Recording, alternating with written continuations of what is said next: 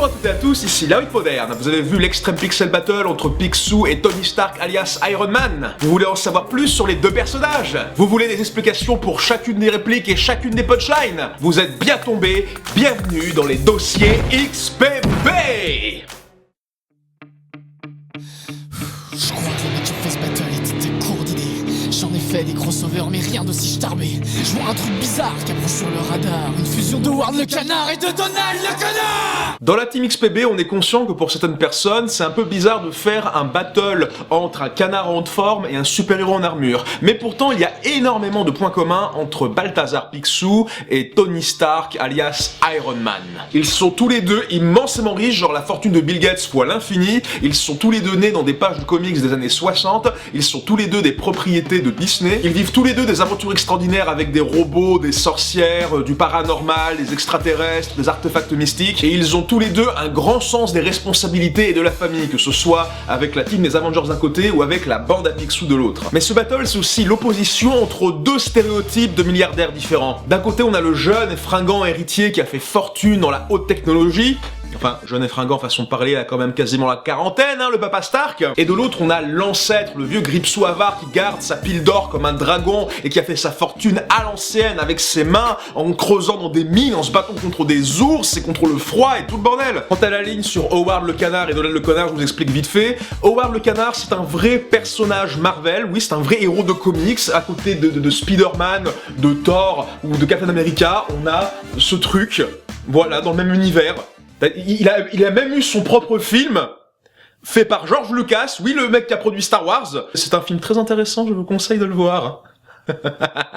Et Donald le Connard, bon bien sûr, jeu de mots avec Donald le Canard, et aussi avec un autre Donald que vous connaissez bien, qui a lui aussi fait fortune, qui lui aussi milliardaire, et qui dispose de beaucoup de pouvoir, beaucoup trop de pouvoir. Prosternez-vous devant le Donald, maître du monde. L'homme de fer, génie, playboy, philanthrope, milliardaire. Je sauve les innocents, vous sauvez votre peau. J'évite l'apocalypse, vous fraudez les impôts. On commence direct par une réplique culte du film Avengers. Avant que cette team de super-héros ne soit formée et soudée, Captain America interroge Tony Stark sur ses vraies qualités en tant que héros. Il lui pose cette question: tu joues les durs sous ton armure, mais si on te l'enlève, qu'est-ce qui reste? Et là, Iron Man lui répond ça. Un génie, playboy, philanthrope, milliardaire. Et donc, après ce moment de fanfaronnade typique des rap battles, Iron Man fait pareil avec Picsou, il l'interroge sur ses qualités en tant que héros au sens propre du terme. Parce que oui, Picsou est peut-être le protagoniste de ses aventures, mais est-ce vraiment un héros? Dans le sens, est-ce qu'il est vraiment vertueux, est-ce qu'il est vraiment gentil, est-ce qu'il représente vraiment de bonnes valeurs? N'est-il pas juste qu'une version palmipède du bonhomme Monopoly? N'est-il pas juste qu'un stéréotype de milliardaire égoïste qui pense qu'à sa gueule, qui passe son temps à prendre du fric sur le dos des autres et en donner le moins possible et à frauder les impôts? D'ailleurs, c'est possible, hein. À plusieurs reprises, ça a été vu que Picsou essaye de payer le moins d'impôts possible dans les BD. D'ailleurs, je suis sûr que, en vérifiant, vous pouvez peut-être trouver le nom de Picsou dans les Panama Papers, hein. Voilà, je mettrai ma main à couper. Tout est mystique, c'est ça vos ennemis. Vous allez perdre des plumes face à Ultron et Loki. On va vous canarder si on se met en colère. Prenez 100 patates dans le magret signé. Wow, 3 jeux de mots sur les canards en moins de 10 secondes, ah là c'est un record. Comme tout bon héros, Picsou a sa liste de némésis, d'ennemis jurés, et parmi ses ennemis les plus récurrents, on trouve les Raptous, une bande de voleurs organisés, des frères qui sont consacrés au monde du crime et qui passent leur temps à fomenter des plans tous plus débiles les uns que les autres pour essayer d'avoir tout l'argent à l'intérieur du coffre de Picsou. C'est des personnages qui vacillent souvent entre véritables menaces et débilité comique à la Team Rocket, si vous voyez ce que je veux dire. Autre ennemi récurrent, on a Mystique, une sorcière italienne qui habite au sommet du Vésuve. C'est un volcan, c'est très dangereux de mettre une maison là-bas, ça va pas la tête! Son truc à elle, c'est qu'elle dépense énormément de temps, d'énergie et d'argent en potions secrètes et en baguettes magiques pour avoir le sou numéro 1 de Picsou. Le premier sou qu'il a gagné en tant que travailleur avant de devenir milliardaire. Juste un sou. Je crois que c'est un truc du style 10 cents américain du 19e siècle, quoi. Tous ces pouvoirs comme ça, juste pour un copec. Donc c'est vrai que quand tu prends ces personnages et que tu les mets à côté du dieu maléfique de la mythologie nordique et d'un putain de robot hacker qui a failli causer la fin du monde, ça pèse pas lourd tout ça, hein. Donc voilà, perdre des plumes, vous connaissez l'expression, vous savez ce que ça veut dire, et aussi bien parce que c'est un canard. Ensuite, menace typique de rap battle, on est des bonhommes, on est des durs, bang bang bang, on shoot dans la face, voilà, du coup, canardé, c'est très approprié. Et après ça, direct, l'utilisation de l'arme secrète des Avengers, le Hulk, sans patate dans le magret, signé Géant Vert. Alors sans patate, évidemment, ta patate, les légumes, voilà, qui accompagnent le magret, et du coup Géant Vert, parce que vous savez ce que c'est comme marque de produit, hein.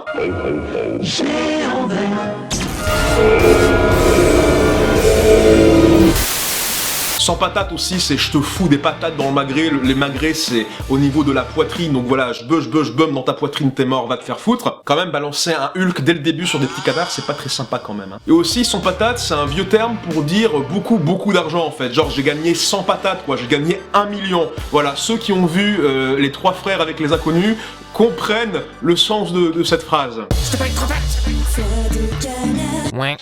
Ah, mais ça fait que 2 secondes là, tu te calmes. Je vends des milliards. Je te donne 300 millions de monnaie. J'ai mérité, je l'ai pas hérité. Évidemment, avec Picsou qui arrive, on était obligé de citer le thème musical de la bande à Picsou, ou DuckTales en anglais. Une série animée qui aura bercé l'enfance de beaucoup et qui aura le droit à un reboot en été 2017 sur Disney XD. Mais avant ça, il y a la référence « je te pète 3 pattes, fois de canard », donc je te pète 3 pattes comme péter 3 pattes à canard, expression connue pour dire quelque chose qui n'a rien d'extraordinaire, qui n'a rien d'étonnant ou de fameux. Donc en gros, on est en train de dire « ouais, voilà, Tony Stark, tu te la pètes en Iron Man, mais franchement, tu m'impressionnes pas. Moi, Picsou, je trouve que ce que tu fais, c'est de la merde, je m'en fous. » Et en même temps, je te pète 3 pattes, c'est de la violence physique, quoi, du style Picsou, les genres vas-y, là, tu me cherches, tiens, 3 coups de canne dans les tibias, tu vas moins rigoler, là, Iron Man, là. Et quand Picsou dit qu'il nage dans 300 000 litres de monnaie, c'est pas figuratif, c'est pas de l'exagération, c'est pas une hyperbole pour dire, oui, voilà, je suis riche, non, il nage littéralement dans vraiment 300 000 litres de monnaie. Il habite dans un coffre-fort qui a 300 mètres cubes d'argent liquide. Imaginez ce que ça fait en bouteille d'eau remplie de pièces. Maintenant voilà, 300 000 dés comme ça, vous imaginez? Et pour enfoncer un peu plus le clou, Picsou rappelle bien que cet argent, il l'a gagné de ses propres mains, alors que Tony Stark, sa fortune, il l'a hérité de ses parents, qui sont tragiquement morts dans un accident de voiture quand il avait l'âge de 7 ans ou 5 ans, il me semble. Et même si par la suite, Tony Stark a gagné des milliards par lui-même grâce à son esprit génial lui permettant de créer des inventions incroyables, eh bien Picsou est parti vraiment du bas, de la pauvreté la plus terrible avant de devenir vraiment le dieu de l'argent, quoi, lui tout seul. Et ça, c'est impressionnant. Ton petit cosplay Black Hero ne vaut pas un clou. Génial pour à peine un sou. Chez Géo, on trouve tout. Si on t'enlève ton armure, y'a plus rien, t'es tout nu. Moi, je me suis fait tout seul. Et toi, tu te fais dessus. Faut savoir que Tony Stark, il a fait son armure de Iron Man par ses propres moyens, tout seul, avec ses petites mains dans son petit atelier. C'est trop mignon. C'est comme les petits jeunes, en fait, qui font leur cosplay dans leur chambre avant d'aller à la Japan Expo, en fait. La façon de Picsou de dire, ouais, voilà, ton petit costume fait maison, c'est sympa, mais voilà, c'est du toc, c'est de la merde un petit peu ton histoire, hein. Après, je dis ça, maintenant, les cosplays d'Iron Man, ils sont limite plus beaux que les armures en images de synthèse des films. Et du coup, pour bien rabaisser Tony Stark du style, t'es vraiment con d'avoir dépensé tout ce fric pour faire ta merde en or, eh bien, Picsou s'adresse à Géo Trouve Tout, l'inventeur génial de l'univers Picsou qui te fait des inventions incroyables pour des prix imbattables. D'ailleurs, Géo a déjà créé une armure mécanique de combat comme celle de Robotique, qui est un petit peu l'équivalent de Iron Man dans le monde de Picsou, non? Non? Ok, d'accord, laissez tomber, on oublie. Et là, t'as Picsou qui renvoie la remise en question de Tony Stark à sa figure, et il fait comme Captain America dans Avengers, il lui dit, ouais, voilà, sous ton armure, t'es plus rien, t'es tout nu, tu vaux rien, t'es pas un héros, et en plus de ça, il rajoute, moi je me suis fait tout seul, je suis un self-made man, j'ai fait ma fortune par moi-même, encore une fois, Picsou aime bien se vanter de ça, et toi, tu t'es fait dessus, donc ouais. Se faire tout seul, se faire dessus, vous avez compris le jeu de mots, mais c'est surtout que Tony Stark a des soucis d'alcool assez graves, on en parlera plus tard, mais il y a une scène dans Iron Man 2 où il était tellement bourré qu'il s'est pissé dans son armure. C'est vrai, c'est une vraie scène. Iron Man s'est pissé dans son armure. Oui, c'est aussi consternant que ça en a l'air. Merci beaucoup Hollywood d'apporter de la dignité à nos super-héros au cinéma. J'ai hâte de voir le prochain film Flash où il se met à glisser à vitesse supersonique sur une crotte de chien, ou pourquoi pas le prochain film Spider-Man où il a ses mains d'araignée qui collent à son entrejambe parce qu'il a essayé de se... Enfin bref, passons à autre chose.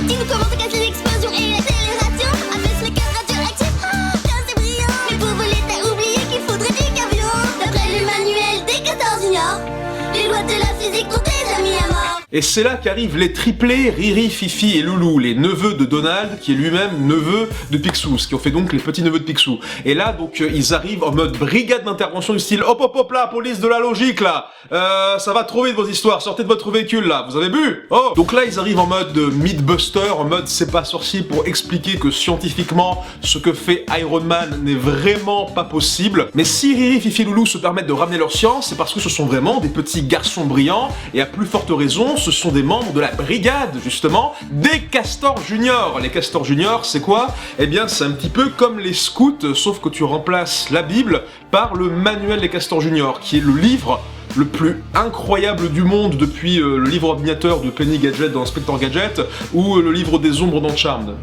Que des conneries ce truc. Mais je vous reparle de ce livre plus tard quand on passe à Jarvis. Monsieur Stark, je vous informe d'un fait alarmant. Notre intégrité est menacée par des canards parlants. Vous parlez réalisme, vous êtes vraiment gonflé avec votre intégrale Wikipédia en mini-livret. À la base, Jarvis, c'est le majordome de la famille Stark qui s'est occupé du petit Tony suite à la mort de ses parents. En gros, il est comme Alfred dans Batman. Mais quand ce fut le tour de Jarvis de mourir, Tony décida de lui rendre hommage en donnant son nom à son nouveau système d'intelligence artificielle ultra sophistiqué. Il aide ce dernier à gérer sa maison, son entreprise, son système informatique, son système de sécurité et surtout l'arsenal de Tony Stark en matière d'armure à Iron Man et tous les autres gadgets ultra sophistiqués qu'il a dans sa réserve. Et du coup, les capacités d'analyse de Jarvis ont bien remarqué le paradoxe entre des canards parlants qui te parlent de logique scientifique.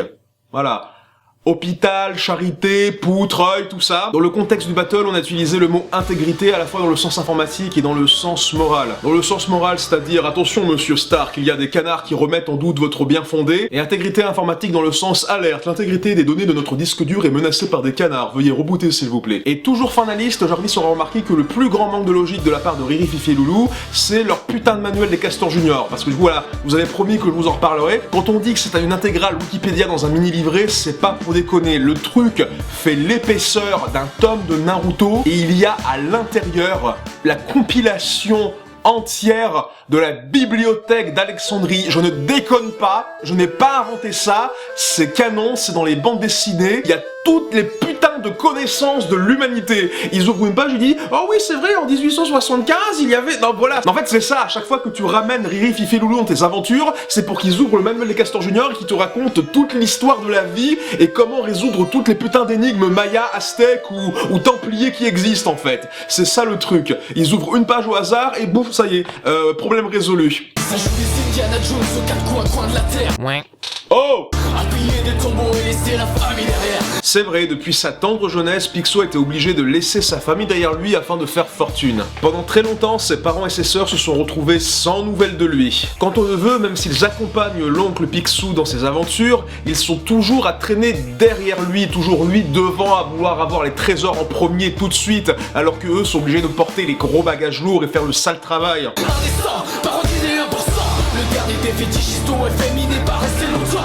Pourquoi parodie d'1%? Parce que les 1%, c'est un terme qui désigne le fait qu'une infime minorité de la population mondiale possède la majeure partie des richesses monétaires de ce monde. Comme quoi, les millionnaires, les milliardaires, tout ça, ça représenterait qu'à peu près 1% de la population de la planète. Tandis que les 99%, la plupart des gens normaux, quoi, eux, se partagent vraiment que les miettes. Ça a lancé un mouvement de conscience populaire sur ce problème de disparité, de partage injuste des richesses, qui s'appelle justement « Nous sommes les 99%. Et en plus de ça, ça a lancé une vague de manifestations à travers le monde, notamment Occupy Wall Street, visant à manifester avec des panneaux et tout le bordel devant les bâtiments des traders et des coteurs en bourse pour vraiment dénoncer les horreurs de Wall Street et du fait qu'ils dilapident l'argent pour des conneries et alors que tout le monde est en train de crever de faim ou sont obligés de multiplier les petits jobs pour pouvoir finir les fins de mois correctement. D'où la présence de gens mécontents qui manifestent dans la vidéo. Même si les gens qui manifestent en vrai pour ce genre de cause, c'est pas des gens mécontents, ce sont de vraies causes légitimes, on n'est pas là pour les insulter. Pour la ligne, le dernier des fétichistes au FMI n'est pas resté longtemps, alors ça, c'est assez fameux comme réplique. Alors fétichiste parce que Picsou, il a ce qu'on appelle donc le sous-fétiche, le sous numéro 1, j'en ai déjà parlé tout à l'heure, et du coup, comme Picsou a un rapport très très spécial avec l'argent. On peut dire qu'il aime beaucoup l'argent et pas de façon totalement platonique, si je puis dire. On peut dire que c'est un peu un fétichiste du fric, en fait, ce mec. Et fétichiste au FMI. Alors, le FMI, c'est le Fonds monétaire international. C'est une puissante organisation qui vise à ce qu'il y ait une coopération au niveau des pays, au niveau de la monnaie, au fait qu'il y ait des échanges de richesses, la création d'emplois et tout ce qui est en rapport avec le fric, quoi. Le petit truc, c'est que parmi les membres importants du FMI, il y avait une époque Dominique Strauss-Kahn, alias DSK, qui, on va dire, a une vie sexuelle extrêmement épanouie. Oh non. Donc voilà, c'est histoire de dire que, à part Iron Man, qui lui, c'est un vrai héros, qui a la tête vraiment sur ses épaules, qui a vraiment un regard porté au loin vers les gens qui ont besoin d'aide, comme les gens d'Occupy Wall Street et tant d'autres, bah la plupart des riches, c'est des sacrés pervers dégueulasses, quoi. Faut le dire. Mon cœur est magnétique, je suis un air en Afrique. Et la paume de ma main est une barre atomique. Vous payez 17 de l'heure pendant que je sombre l'univers. Payez-vous au moins un feu, restez pas Jésus à l'air. Ouais. Putain, j'ai faim avec ces conneries maintenant. Vous vous souvenez, on parlait de cœur magnétique, de pacemaker radioactif. Eh bien, c'est le réacteur ARC, une invention de la compagnie Stark qui permet à Tony de rester en vie à cause de ses problèmes cardiaques et de fournir énormément d'énergie à son armure d'Iron Man. Le truc a vraiment l'équivalent d'une centrale nucléaire au niveau de la poitrine. C'est un petit peu abusé. Donc avec autant de puissance à l'intérieur de soi, on peut vraiment se permettre de prendre son ennemi de haut, en lui rappelant au passage que c'est un vieux ratin de merde. Oui, il paye vraiment ses neveux 10 cents de l'heure. Ou des fois 30, enfin c'est en cents quoi. Je demande que le CGT intervienne dans les affaires de Picsou, ce n'est pas correct comme salaire. D'ailleurs, serait-il tellement radin au point de ne pas vouloir se payer un fut, le Picsou? On se demande. En fait, je pense que c'est surtout une question de logique chez les personnages Disney, je veux dire, entre les canards qui ne portent pas de pantalon, la souris qui se balade toujours torse nu, et des fois les chiens qui sont bipèdes et qui ont des vêtements et qui sont quadrupèdes qui n'ont pas de vêtements, on ne se pose plus de questions maintenant. D'ailleurs, passons à la suite, parce que c'est une question très philosophique qui me perturbe.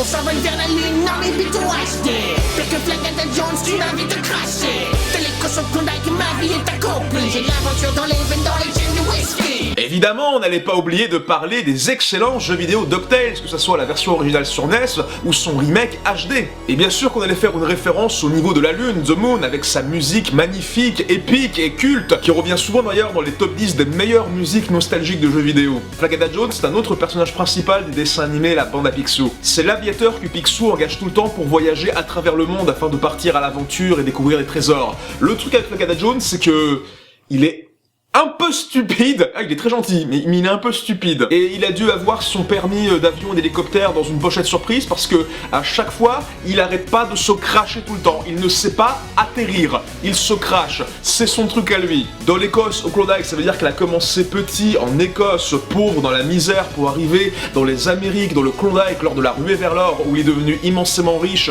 en trouvant des pépites sur les lits de rivière de ce merveilleux paysage du Nord. Tout l'argent qu'a ramassé Picsou, c'est pas juste qu'un signe de richesse, c'est le signe d'une vraie vie épanouie et bien remplie. Chacune de ces pièces représente un souvenir de ses aventures. C'est pour ça qu'il aime l'argent, c'est pas juste par avidité, c'est par sentimentalisme. Et ça, il le fait bien remarquer à Tony Stark en lui disant qu'il a l'aventure dans les veines, alors que dans les siennes, au sens propre comme au figuré, il a du whisky. Parce que oui, comme je l'ai dit, Tony Stark a d'énormes problèmes d'alcool. Ça, c'est remarqué dans les films Iron Man, mais ça existe aussi dans les comics.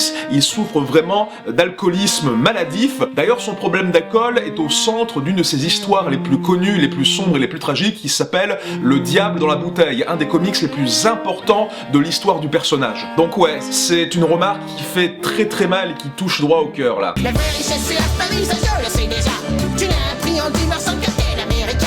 Avec mes neveux on fout le down à Adonaville. Mais on plonge pas les USA dans une putain de civile. Tony Stark n'aurait peut-être pas dû faire de remarques à Picsou niveau famille parce que celui-ci lui a bien rappelé le tragique épisode Civil War. Civil War, c'est un comics, c'est un film qui parle de comment les Avengers et les super-héros Marvel en général se sont scindés en deux camps très distincts et opposés qui ne peuvent plus se fréquenter. Et la guerre civile, c'était pas que dans l'histoire, c'était aussi dans le cœur des geeks, parce que du coup, fallait choisir un camp entre Team Captain America et Team Stark, quoi. Il y avait des disputes, on se foutait sur la gueule, il y avait des mots pas gentils sur Twitter qui ont été dits, c'était terrible. Donc ouais, Captain America et Iron Man, les leaders des Avengers, sont ennemis maintenant.